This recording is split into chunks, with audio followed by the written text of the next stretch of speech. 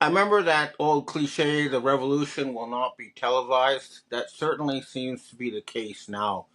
I'm seeing the biggest news blackout I've ever seen in the English media sphere, including a lot of the so-called alternative media. The big thing, of course, was the so-called emergency speech made by Donald Trump on Wednesday. Uh, Tucker Carlson was told by a member of Congress that he was going to declare war. And before that, Trump posted that he was going to stop all the flows of Venezuelan oil. Before that, he said he was going to close Venezuelan airspace. Well, neither of these things happened because the military has figured out that the Trump, what we're seeing on our screens and in these White House press briefings, is not Donald Trump. He's a fake. He's not their commander in chief. And the proof is that he was unable to declare war, even though he had told members of Congress that that is what he was going to do. This is a huge development. It shows that something big is going to happen. And of course, the real reason Trump was going to declare war is because he needed to use the War Emergencies Act to prevent the release of the Epstein files, which is due for December 20th. Well, we'll see if that happens. Uh, but when you actually listen to his speech, he talks about $18 trillion that he's gotten. Well, from his tariffs and from promises of investments. Well, in the 11 months, what actually happened is you got $236 billion in tariffs, which is basically a tax on American citizens.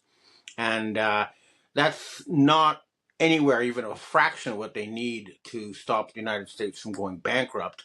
We'll see what happens, but it's definitely looking very terminal for this fake show. But I think things are going to happen in the EU first because there is a full-blown revolution going on there that it once again is not going to be televised until it's really over. But the big thing that's going on in Europe now is that farmers across the continent are revolting because basically what's going on is the Khazarian mafia is trying to bankrupt farmers through various forms of legislation in order to seize their land. And the farmers have broken into EU headquarters and they've shut down London and they're protesting in Greece, France, everywhere. Watch these next 3 video clips to see how intense that is.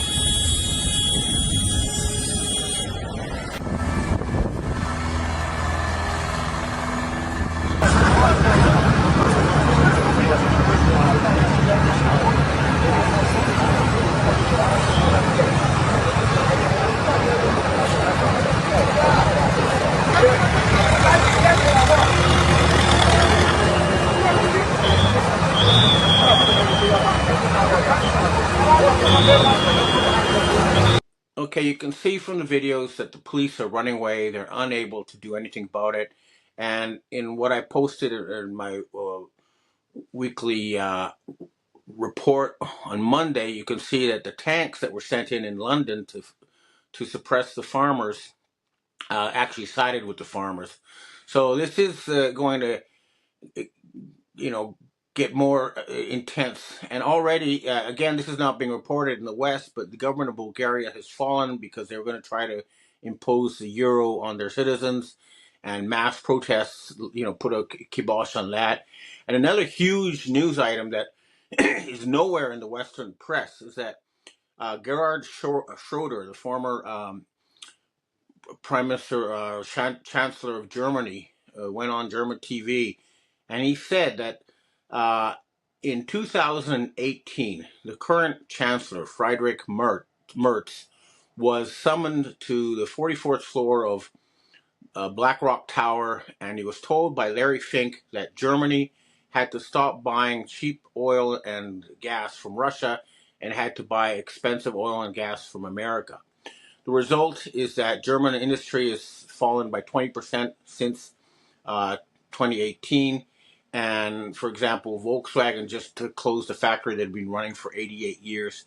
They're destroying Germany, and they've reached a point where the Germans are in revolt. So this is happening everywhere, and it's not going to get better. They're not going to stay in power. Now, Ursula von der Leyen has already had most of her former colleagues arrested in the Ukrainian corruption scandal, and the dragnet is closing in on her. She's trying to steal Russian assets in order to prevent the bankruptcy of the EU, but the Russians have said they're going to go after anybody who does that. They've publicly said it, and I'm assuming they're going to, take physical action, although, the TASS reports talk about all legal means. And here's another clip I want you to watch. This is a Polish politician pulling down the EU flag, stepping on it, and burning it. Tu jest Polska, to jest Polska.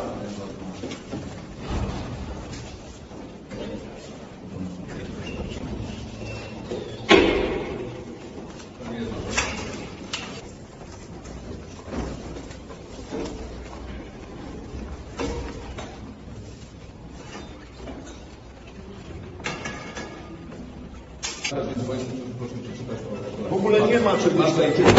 Nie ma czegoś takiego. Nie ma takiego państwa. Chwała Bogu, nie ma jeszcze takiego państwa. Więc nie będziemy w Polsce, w polskim ministerstwie eksponować znaków wrogich nam organizacji, które, chwała Bogu, nie mają statusu państwowego. Tego typu emblematy nie są otoczone żadną ochroną prawną na terenie Rzeczypospolitej Polskiej. Tu jest Polska, nie Bruksela. Rzeczypospolitej Polskiej pana Grzegorza Brauna. Jest z nami również pan poseł Roman Fritz, poseł Ziemi Śląskiej, pan Wojciech Siński, komitet polityczny naszej partii, ale również Ziemia Śląska. Jest również pan Krzysztof Figura, pełnomocnik wyborczy komitetu pana Grzegorza Brauna, a znajdujemy się w Katowicach przed kopalnią Wujek, kopalnią węgla kamiennego. Przed południem w Ministerstwie Przemysłu nasi posłowie przeprowadzili interwencję poselską, która dotyczyła tak zwanych Tutaj, na Śląsku, w Katowicach, Ministerstwo Likwidacji Polskiego Przemysłu. Again, this is revolution at work. This is something that is ongoing. What we're seeing is the collapse of a system of Babylonian debt slavery and the freedom of the Western people from slavery.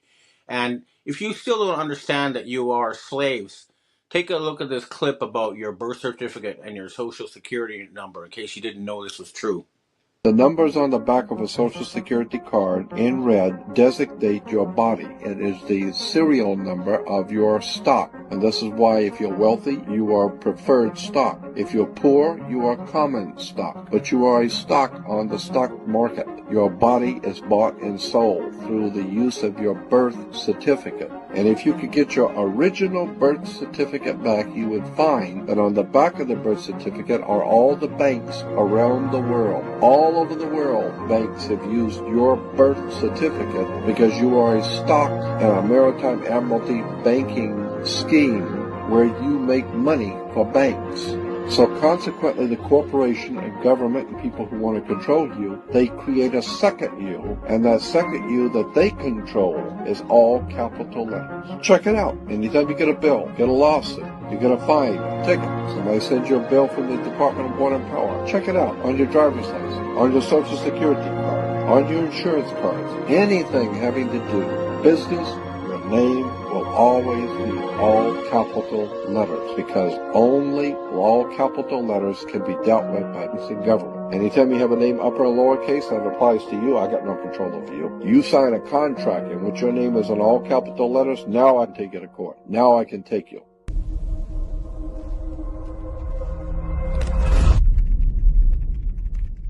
Watching the end of a very ancient regime, and they're running out of tools. Like I say, they put in a fake Trump, but his actions, reveal that he is not the commander-in-chief who was elected by the American people to drain the swamp. He's a fake replacement. And they do that with all sorts of people. It's pretty clear, for example, that Kash Patel, who we're seeing on our screens, is not the Kash Patel who was promising a couple of years ago to release the Epstein files. Instead, they replaced him with a fake. And the rank and file are revolting. They're no longer being able to, you elect a leader to do something, and then he's replaced with somebody who does the opposite, and people are sick and tired of that. They're not going to allow it to continue. And the other thing that people need to understand is that the only thing that is stopping the European people from becoming Chinese Communist Party slaves is Russia. In China now, huge numbers of people are homeless because they have been cut out of the digital currency because their social credit score was too low. And now they're homeless living on the streets. That's the sort of future they were going to impose on us unless we do something about them. And here's some news that it's an exclusive to this podcast, which is, and it's huge as far as I'm concerned, Russian troops are fighting Chinese troops in Thailand and Cambodia. I was looking at, I was trying to figure out what was going on with these clashes between Cambodia and Thailand. It just didn't make sense. And so I asked some Thai royals and some military intelligence in the region. And what they say is what's happening is China is trying to take over Cambodia and build a big deep water port there. And the Russians are trying to stop them. The Russians have made an alliance with all the countries around China. So North Korea, Mongolia, India, Vietnam, etc. And now apparently Thailand so that they all agree that it will ally and fight together to prevent Chinese expansionism. And the only force that is able to militarily prevent China from moving all the way to Spain is Russia. So these idiots in the so-called coalition of the willing, who are still trying to destroy Russia, are the enemies of the European people. And let's make it clear, there's a few people we need to get rid of in order to finish this nightmare that we're all going through. These are, of course, Larry Fink, Bill Gates, the fake Trump, Ursula von der Leyen, Keir Starmer of the UK, Friedrich Merz of Germany, and then, of course, Jean-Michel de Rothschild, who's cross-dressing and pretending to be Brigitte Macron. The usual suspects. We need to round these people up and make them face charges, war crimes charges. And these are worse war crimes, I would say, than even World War II. For example, a recent opinion poll of Americans found out that 1/3 of vaccinated people, and that's 68% of Americans, have been badly affected by the vaccines. So this is a mass poisoning.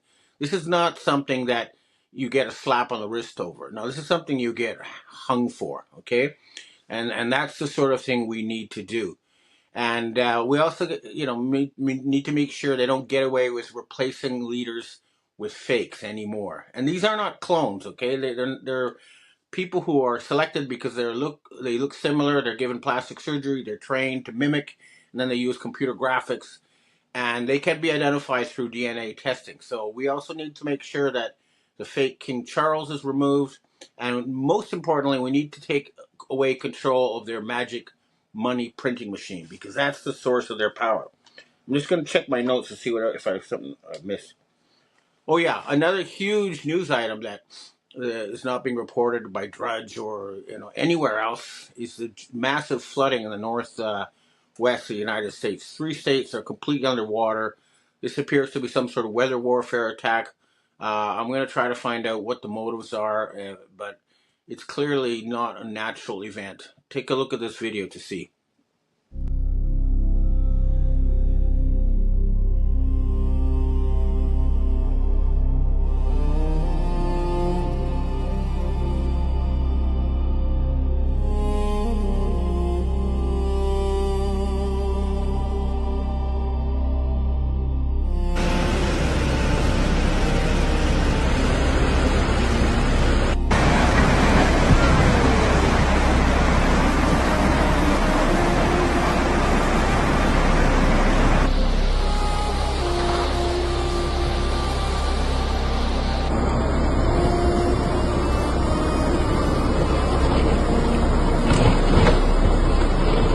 Oh my god, I have no idea what all this is coming down. Look.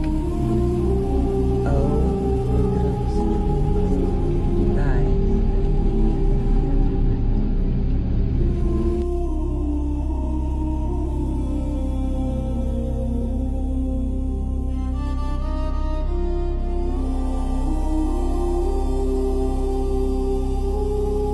This is an absolutely Oh, here they go. Right there. Oh, shit.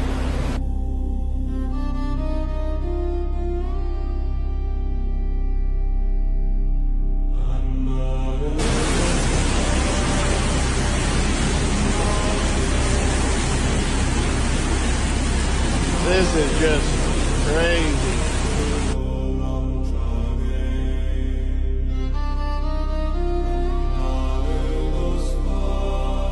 We are at some sort of major turning point. People are waking up en masse, and especially in the military and the intelligence community, understand that Western civilization will collapse unless we throw out these Khazarian mafia criminals. And of course, that means Benjamin Netanyahu has to go, and we need to get the Egyptian military and the Turkish military to move into Israel and clean up that nest and restore the nation state of Judea, which will be multicultural and multinational. Another thing I'd like to point out is I didn't want to celebrate Hanukkah because that is a holiday that actually represents the mass murder of assimilated Jews, and I do not go along with this. However, I do wish to wish everyone a Merry Christmas. And people need to understand that the Bible does not say when Jesus Christ was born. So what they did was they took the old solar new year and replaced it with Jesus Christ. But the fact is that in the northern hemisphere, the sun keeps setting further north every day until the 21st of December. And then for 3 days, it appears to set in the same place. And then on December 25th, it starts to move south again. The days start getting longer. So this is a solar new year. We all live under the same sun, and I think we can all celebrate this holiday, even if you're not Christian. So Merry Christmas and Happy Solar New Year to everybody. And I hope to see you again next week. Now I'd like to answer questions from readers and viewers. Hi, Ben. We have our first question for today. After watching Trump's December 17th televised address, many people expected something more consequential, but instead saw a tightly scripted, humorless, and usually self-focused delivery that felt more like an imitation of Trump than his typical presence. Some viewers even noted inconsistencies in physical cues such as height and presence, which led to speculate about whether the speaker was actually Trump or possibly a stand-in. At the same time, this address coincided with the renewed signaling around the election case and a period of extreme weather events across the country. From your perspective, do you see any legitimacy in the speculation about the authenticity of the appearance, or in the idea that the timing and tone of the speech surrounding the events were part of a coordinated narrative or psychological operation? As I mentioned in my talk, the Khazarian mafia was hoping to use their bought and paid Congress and their fake Trump, and he's obviously fake. Just use your own eyes. Compare the different pictures. Look at the height. They were hoping to fool the military into declaring war in order to prevent themselves from being arrested for war crimes, and it failed. So he was not able to declare war, which was the plan. Instead, he repeated these lies about $18 trillion. And by the way, as an example of these lies, okay, he came to Japan and said he's going to get $550 billion. Well, 3 months later or 2 months later, he's got exactly zero.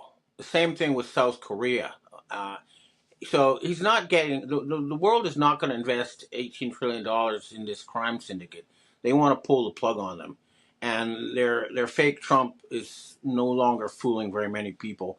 This whole thing is coming to a crash, and that speech I think was a sign of that. Next question. Hi, Ben.